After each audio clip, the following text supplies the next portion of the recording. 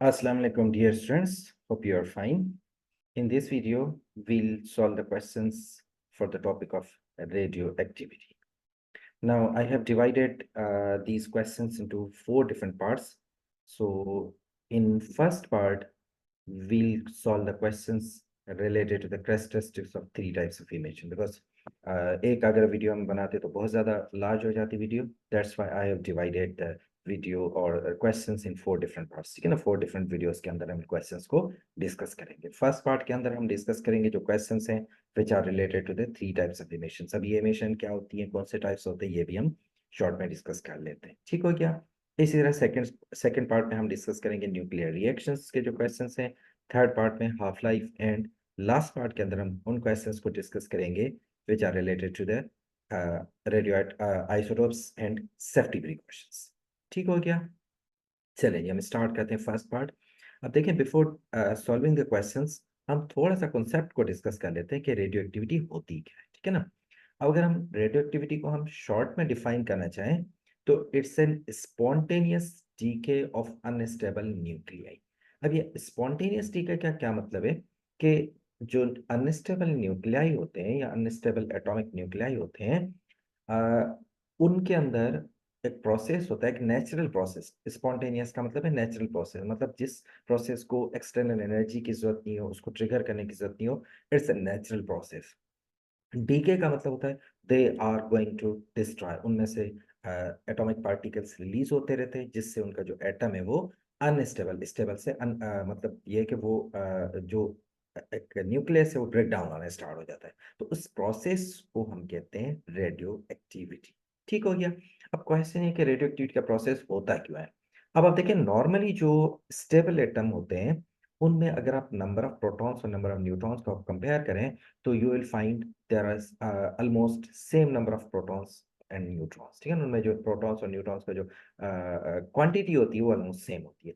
लेकिन जैसे जैसे आप पीरियोडिक टेबल में आगे जाते हैं तो ऑलमोस्ट 82 के बाद अगर आप एटॉमिक जो एटम्स हैं उनको अगर आप कंपेयर करें तो उनमें there is a difference, there is a huge difference between number of protons and neutrons. तो इस डिफरेंस की वजह से क्या होता है कि उनका जो न्यूक्लियस है उन एटम का वो अनस्टेबल होना स्टार्ट हो जाता है. तो यही रीजन होता है कि उन अनस्टेबिलिटी की वजह से दे स्टार्ट डीकेइंग, और उस प्रोसेस को हम कहते हैं रेडियो एक्टिविटी. ठीक हो गया. अब थोड़ा सा इसको डायग्राम को देख लेते हैं कि रेडियो एक्टिव होती किस तरह है. अब ये एक अनस्टेबल न्यूक्लियाई है. ठीक है ना. हम सपोज कर लेते हैं, हम एक एग्जांपल ले रहे हैं यूरेनियम का. Uranium is a very best example of the radioactive elements. तो यूरेनियम को ले लेते हैं. नाउ यूरेनियम का जो एटॉमिक मास है दैट इज 238. अब ये जो डीके का प्रोसेस जब यूरेनियम में होगा या किसी भी रेडियोएक्टिव एलिमेंट में होगा तो 3 डिफरेंट टाइप्स ऑफ इमिशंस अकर. कौन कौन सी होती हैं? 2 होती हैं वो मासेस होते हैं उनके, और एक होती है रेडिएशंस या आप ये कह लें कि एनर्जी होती है. अब पहला जो एटॉमिक जो टाइप ऑफ इमिशन होती है इस को हम कहते हैं अल्फा पार्टिकल. ठीक है ना. एक पार्टिकल होता है, मतलब इसका एक मास होता है. ठीक है. इसको हम थोड़ा डिटेल में भी डिस्कस कर लेंगे. अल्फा जब डीके होता है तो क्या क्या चेंजेस अगर होती है. ठीक है. इसी तरह एक और पार्टिकल रिलीज होता है जिसको हम कहते हैं बीटा पार्टिकल. ठीक हो गया.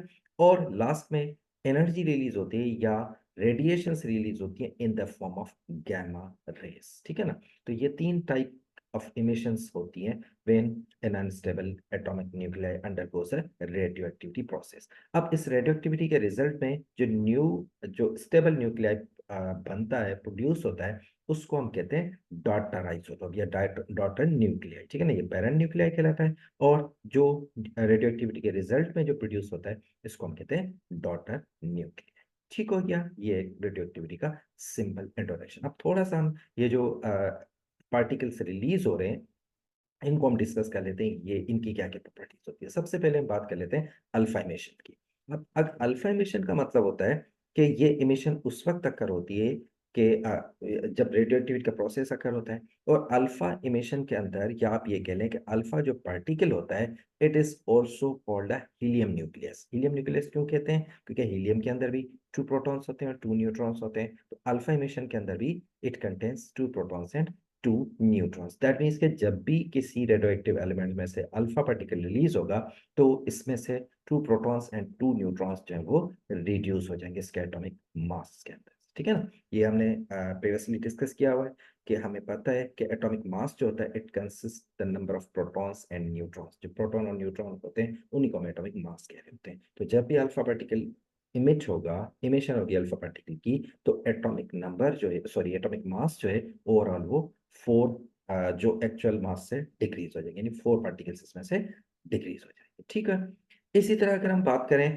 कि ये जो है ये हम पॉइंट डिस्कस कर चुके हैं, जो एटॉमिक नंबर होता है वो 2 टाइम्स डिक्रीज होगा, मतलब 2 एक्चुअल नंबर से डिक्रीज हो जाएगा, बिकॉज एटॉमिक नंबर जो होता है that's the number of protons. तो अगर 2 प्रोटॉन्स रिलीज हो रहे हैं तो एटॉमिक नंबर 2 उस एक्चुअल नंबर से डिक्रीज हो जाएगा। इसी तरह एटॉमिक मास जो है वो डिक्रीज बाय 4। ठीक है, अब ये जो है अभी अभी ये प्रीवियस स्लाइड के अंदर भी मैंने आपको बताया कि जो अनस्टेबल न्यूक्लियाई होते हैं उनमें ही आकर होता है प्रोसेस, और अनस्टेबल न्यूक्लियाई वो होते हैं जिनका एटॉमिक नंबर 82 या उससे ग्रेटर होता है। ठीक है ना, अब अगर हम इसकी बात करें, इसका जो मास है have a relatively large mass and charge, making them highly ionizing but with low penetrating power।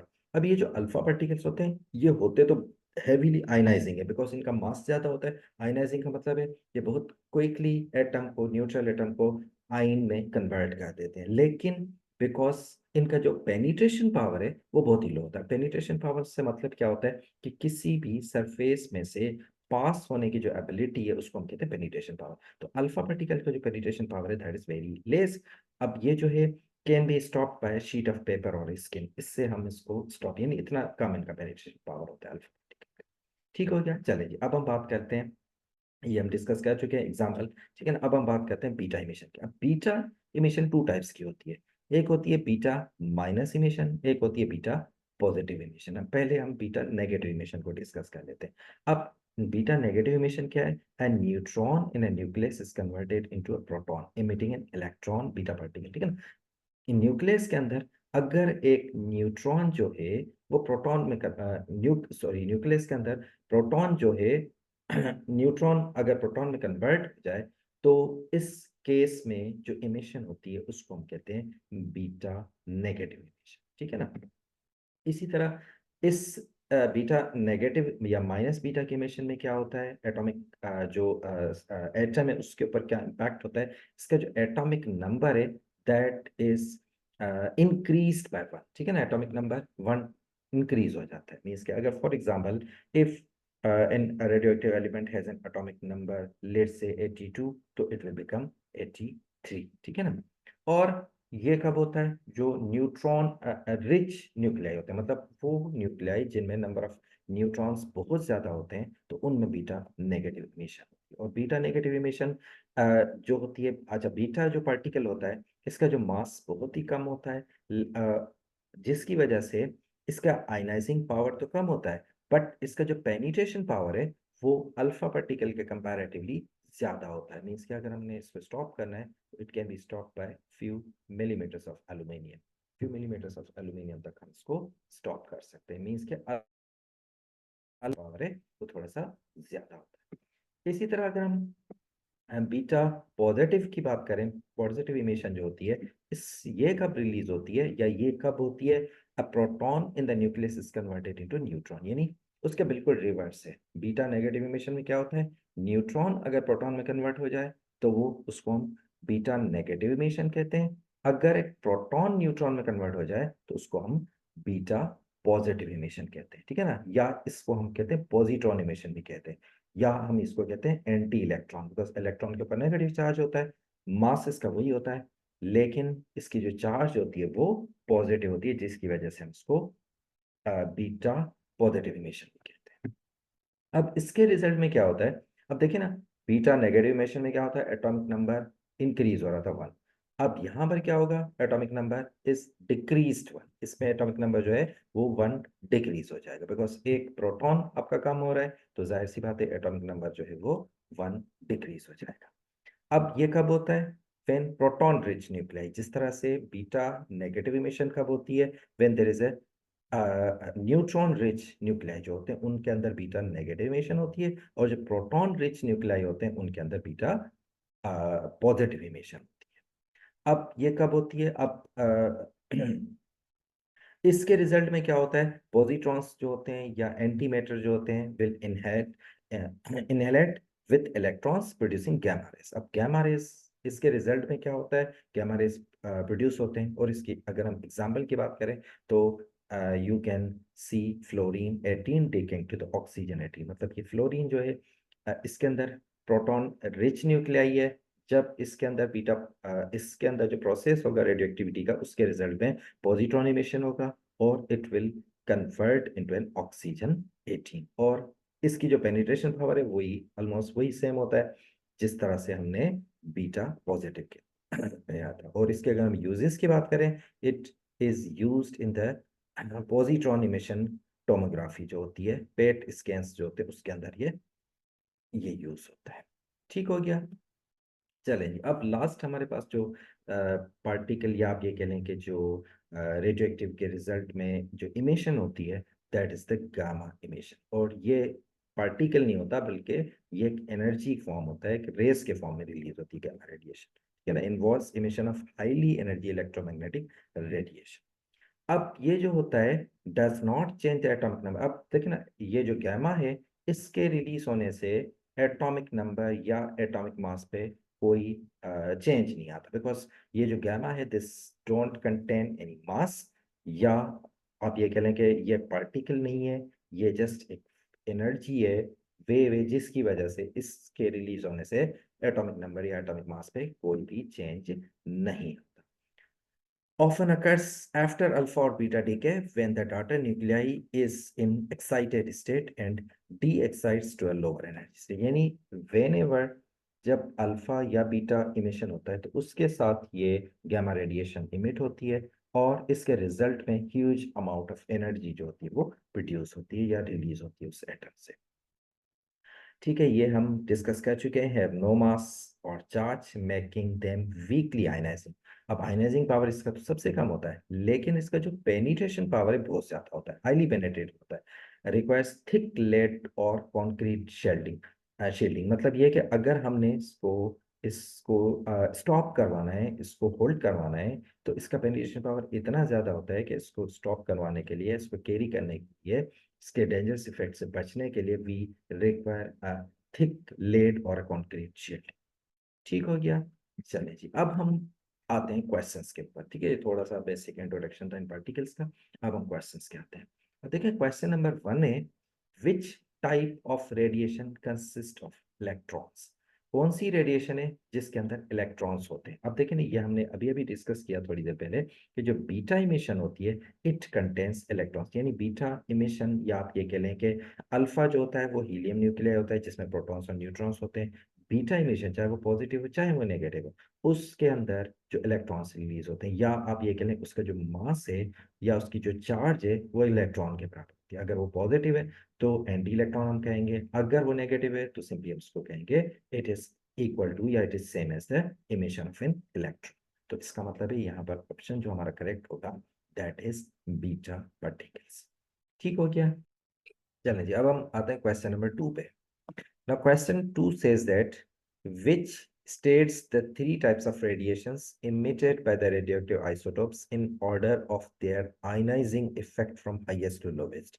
आपने बताना है जो तीन रेडिएशंस होती हैं, तीन टाइप की जो इमिशंस होती हैं रेडियोएक्टिव में, alpha beta and gamma radiations, उनमें आपने बताना है कि इनको आपने अरेंज करना है इस तरह से कि सबसे ज्यादा आयनाइजिंग पावर किसका होता है, देन उससे कम, एंड लास्ट सबसे कम जो आयनाइजिंग पावर है आपने अरेंजमेंट आपने बतानी है। ठीक है ना। अब देखिए, ये हमने अभी थोड़ी देर पहले ही डिस्कस किया है कि अगर हम आयनाइजिंग पावर को कंपेयर करें तो अल्फा पार्टिकल्स जो होते हैं दे आर हाईली आयनाइजिंग। ठीक है ना। और इनका पेनिट्रेशन लो होता है। इसी तरह से अगर हम बीटा पार्टिकल की बात करें तो इनकी जो आयनाइजेशन होती है वो मॉडरेट होती है, यानी अल्फा पार्टिकल से कम होती है। इसी तरह गामा रेडिएशन जो होती है इनकी आयनाइजेशन बिल्कुल वीक होती है, बिकॉज इनका कोई मास नहीं होता। ठीक है ना। तो अब सिंपली हम कंपेयर कर सकते हैं, हम बता सकते हैं कि सबसे ज्यादा आयनाइजिंग पावर अल्फा पार्टिकल्स का है, देन बीटा का है, एंड देन गामा। तो इसका मतलब है हमारे पास ऑप्शन ए करेक्ट होगा।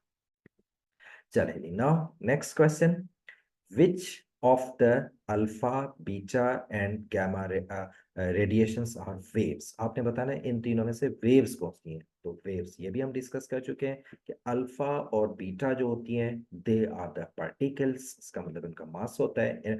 और gamma radiations जो होती हैं दीज आर द एनर्जी, या आप ये कह लें कि दीज आर द waves। तो इसका मतलब है ऑप्शन ए जो होगा, सॉरी ऑप्शन सी करेक्ट होगा, गामा रेडिएशंस। ठीक है ना, अल्फा और पार्टिकल्स, अल्फा और बीटा पार्टिकल्स होते हैं और गामा जो होती हैं वो वेव्स या रेडिएशंस या रेज।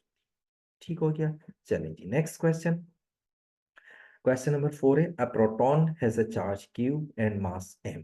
एक प्रोटॉन है जिसके ऊपर q चार्ज है और उस प्रोटॉन का जो मास है वो इक्वल टू m है। what is the charge and what is the mass of an alpha particle। आपने बताना है अल्फा पार्टिकल का मास कितना होगा और चार्ज कितना होगा। अब देखिए अगर हम अल्फा पार्टिकल की बात करें तो अल्फा पार्टिकल जो होता है it contains 2 protons and 2 neutrons. ठीक है ना। और अगर हम एक स्टेबल न्यूक्लियस की बात करें, एक न्यूट्रल एटम की बात करें, तो उसमें जो मास ऑफ प्रोटॉन होता है that is equal to the mass of neutron. Mass of proton और mass of neutron almost same होते हैं। ठीक है। तो इसका मतलब ये होगा कि एक अल्फा पार्टिकल है which contains 2 protons and 2 neutrons. तो इसका मतलब अगर एक का मास m है तो there are 4 total 2 protons and 2 neutrons, 4m हो जाएंगे। तो इसका मतलब है मास जो होगा दैट विल बिकम 4m। और चार्ज की बात करें तो चार्ज जो होती है वो न्यूट्रॉन्स जो होते हैं वो न्यूट्रल होते हैं, उनके ऊपर कोई भी चार्ज नहीं होती। तो दैट मीन्स के चार्ज सिर्फ किसके ऊपर होगी, प्रोटॉन्स के ऊपर होगी। तो अगर एक प्रोटॉन की चार्ज q है तो 2 प्रोटॉन्स की चार्ज हो जाएगी 2q। तो इसका मतलब हमारे पास करेक्ट ऑप्शन होगा ऑप्शन सी, चार्ज 2q और मास जो होगा that is 4m। Now next question, question number 5, which type of radiation may be emitted by the radioactive nuclei। कौन सी रेडिएशन जो होती है वो इमिट हो सकती है न्यूक्लियर रेडियोएक्टिव न्यूक्लियाई में। Beta and gamma, microwave infrared, radio waves and microwaves, ultraviolet X rays. अब आप देखें एक्सेप्ट ए, ये जो 3 रेडिएशंस हैं these are the electromagnetic radiations, they are not emitted by the radioactive nuclei. तो रेडियोएक्टिव न्यूक्लियाई से कौन कौन सी हो सकती हैं, alpha beta and gamma. But यहाँ पर जो ऑप्शन है हमारे पास जस्ट उसमें बीटा एंड गामा गिवन है। तो इसका मतलब हमारा करेक्ट ऑप्शन होगा option A. Now next question, question number 6। Now question 6 says that a beam consisting of alpha particles, beta particles and gamma rays passing into a magnetic field। एक beam है जिसके अंदर alpha beta and gamma radiations हैं और वो magnetic field से पास हो रही है। which diagram shows their path in the magnetic field। ये बहुत इंपॉर्टेंट क्वेश्चन है कि जब आप ये रेडिएशंस को मैग्नेटिक फील्ड में से पास करते हैं तो इन रेडिएशंस का मैग्नेटिक फील्ड के ऊपर क्या इम्पैक्ट होता है। अब देखें अगर हम इनके चार्जेस की बात करें तो जो गैमा रेडिएशंस होती हैं दे आर द न्यूट्रल, उनके ऊपर कोई भी चार्ज नहीं होता, उनका कोई मास नहीं होता। तो इसका मतलब ये होता है अगर हम स्पेसिफिकली चार्जेस की बात करें, ठीक है ना, गैमा के ऊपर कोई भी चार्ज नहीं होता। ठीक है।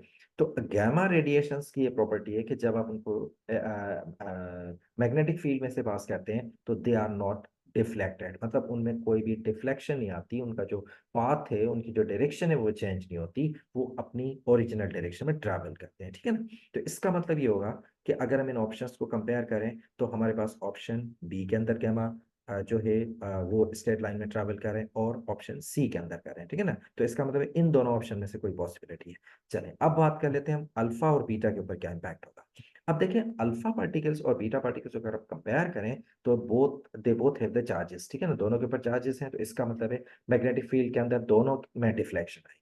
अब डिफ्लेक्शन कैसे आएगी, अगर हम अल्फा और बीटा को कंपेयर करें तो अल्फा का जो मास है वो बीटा का कंपैरेटिवली ज्यादा है। आप देखें ना अल्फा के अंदर 2 प्रोटॉन्स होते हैं 2 न्यूट्रॉन्स होते हैं, जबकि गैमा सॉरी बीटा के अंदर जस्ट इलेक्ट्रॉन होता है, एक इलेक्ट्रॉन होता है। तो इसका मतलब है alpha particles are heavy as compare to the beta particles. तो उनके हेवी होने की वजह से उनके अंदर जो डिफ्लेक्शन होती है वो कम होती है, यानी उनका जो मैग्नेटिक फील्ड का जो इम्पैक्ट है वो अल्फा पार्टिकल के ऊपर कम होता है as compare to the beta particles. तो इसका मतलब है कि डिफ्लेक्शन जो होगी वो बीटा पार्टिकल में ज्यादा होती है as compare to alpha particles. तो अब अगर हम कंपेयर करें ऑप्शन बी और सी में से, तो अब आप बी के अंदर देखें अल्फा की डिफ्लेक्शन कम है, बीटा में ज्यादा हो रही है। लेकिन सी के अंदर आप कंपेयर करें तो अल्फा की डिफ्लेक्शन ज्यादा शो की हुई है जबकि बीटा की कम है। बट एक्चुअली ये जो डिफ्लेक्शन है ये डिपेंड करती है इनके मासेस के ऊपर। तो अल्फा पार्टिकल्स है मोर मास, जिसकी वजह से उसके अंदर कम डिफ्लेक्शन होगी। तो इसका मतलब है अब हमारा जो करेक्ट ऑप्शन होगा दैट इज ऑप्शन बी। चलें जी, अब आते हैं क्वेश्चन नंबर 7 के ऊपर। What does the alpha radiation given of the radioactive nuclei consist of. जब अल्फा रेडिएशंस होती है तो अल्फा रेडिएशन किस चीज पे कंसिस्ट करती है? Fast moving protons, helium nuclei, microwaves और रेडियोवेव्स। तो ये भी हम डिस्कस कर चुके हैं। तो अल्फा पार्टिकल्स होती हैं, it consist of the helium nuclei. ठीक है, तो हमारे पास ऑप्शन बी करेक्ट। चलिए जी, अब आते हैं इस फर्स्ट पार्ट के लास्ट क्वेश्चन के ऊपर, और ये क्वेश्चन बहुत इंपॉर्टेंट है, इसको अपने अच्छी तरह से समझना है। अब देखिए इसमें क्या है, a narrow beam of radiation from a radioactive source travels out of the page through the x through the point x। ठीक है ना, एक मैग्नेटिक फील्ड के अंदर, जिस तरह प्रीवियस क्वेश्चन आई थिंक 4 या क्वेश्चन 5 था, उसके अंदर भी ये था कि जब आप इन रेडिएशंस को मैग्नेटिक फील्ड से पास करते हैं तो क्या इम्पैक्ट होता है। तो यहाँ पर भी ये मेंशन है, आप देखें ना, नॉर्थ एंड साउथ पोल का मतलब है मैग्नेटिक फील्ड। अब जब आप मैग्नेटिक फील्ड में से इन पार्टिकल्स को आप पास करें तो आपने बताना है the poles of the magnet are placed on either side of the beam. Radiation is now detected both at X and Z. ये जो एक्स एंड जेड पॉइंट है इनके ऊपर रेडिएशंस डिटेक्ट हो रही हैं। Which type of radiations are present in the beam. आपने बताना है ये एक्स और जेड के ऊपर कौन सी रेडिएशंस प्रेजेंट है। अब यहाँ पर जो इम्पोर्टेंट बात नोट करने वाली ये है कि इस क्वेश्चन के अंदर ये जो radioactive sources हैं, they are traveling out of the page at point x।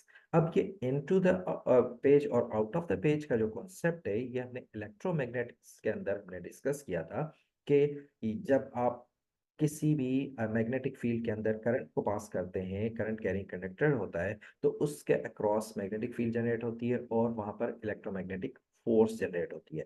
अब ये जो तीन क्वांटिटीज हैं, current, magnetic field and electric force, electromagnetic force, they are perpendicular to each other. ठीक है ना, परपेंडिकुलर होती हैं और उनकी डायरेक्शन को फाइंड करने के लिए हम यूज करते हैं फ्लेमिंग्स लेफ्ट हैंड रूल। ठीक है ना, किस तरह से Fleming's left hand rule use करते हैं? हम अपने लेफ्ट हैंड को इस तरह से प्लेस करते हैं कि जो हमारी फर्स्ट फिंगर है it indicates the direction of the magnetic field, यानी जिस डायरेक्शन में हमारी मैग्नेटिक फील्ड होती है, और मैग्नेटिक फील्ड की डायरेक्शन हमारी किस तरह से होती है? From north to south. ठीक है ना, तो इसका मतलब है अगर हम इस क्वेश्चन की बात करें तो हमारी मैग्नेटिक फील्ड जो होगी that will be from the left to the right, north से साउथ की तरफ होगी। ठीक है ना, इसी तरह हमारी जो सेकंड फिंगर होती है it indicates the direction of current, और थंब जो होता है इट इंडिकेट्स द मैग्नेटिक या इलेक्ट्रोमैग्नेटिक फोर्स को रिप्रेजेंट करता है।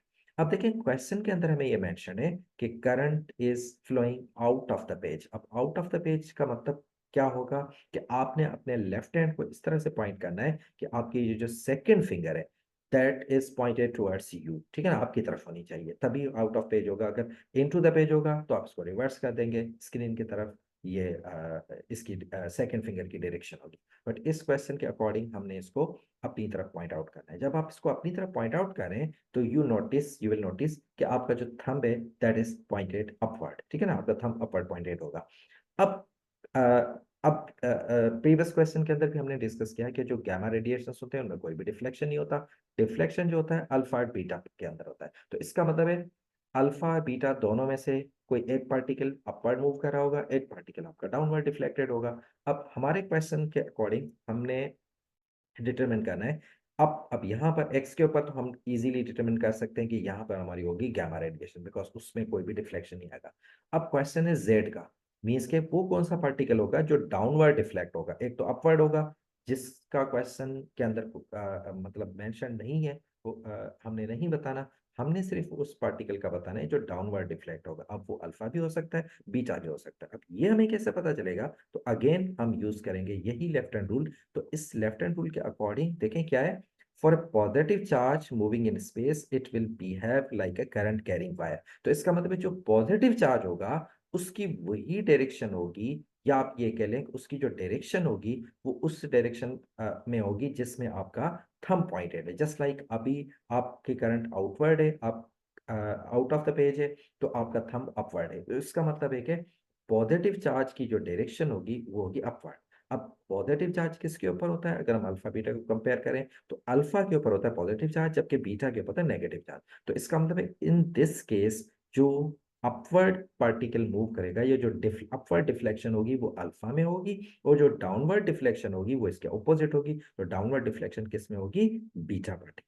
ठीक है ना? अब हमने भी यही बताना है कि अपवर्ड मतलब अब अगर हम देखें हमारे पास जो मेंशन है जेड, दैट इज डाउनवर्ड, तो इसका मतलब है डाउनवर्ड जो होगी वो होगी बीटा। तो एक्स के ऊपर होगी गैमा, और गैमा रेस, और जेड के ऊपर होगी बीटा। तो इसका मतलब है करेक्ट ऑप्शन होगा हमारा option D. So this is all about part one. तो इंशाल्लाह नेक्स्ट पार्ट के अंदर जो second part of the question है उनको हम डिस्कस करेंगे। तब तक अल्लाह हाफिज, take care, have a nice day.